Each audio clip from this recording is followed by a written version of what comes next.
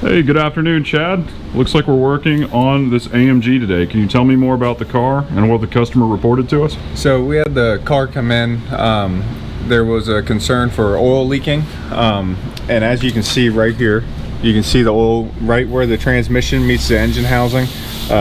There's oil coming right down through it. A pretty common problem on these is the rear main seals. So what I had done prior is I ran a borescope in through the side up here and could confirm that. So we had done some work up top in order to prevent this once we do change this out.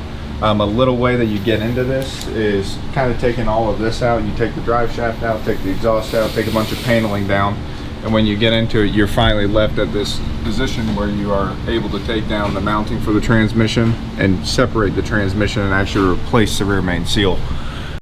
So Chad, you were just telling me about the failing rear main seal. Apparently it's pretty common on these cars. Can you tell me the major failure point here that causes this? So the failure point that we have seen and that we have found is this right here. It's a PCV. There's one on each side, and what it's doing is it's building positive crankcase pressure, and in return that is blowing out that rear main seal. So if you were to go in and just change this rear main seal, you would have further issues because you're not finding the root cause of the problem.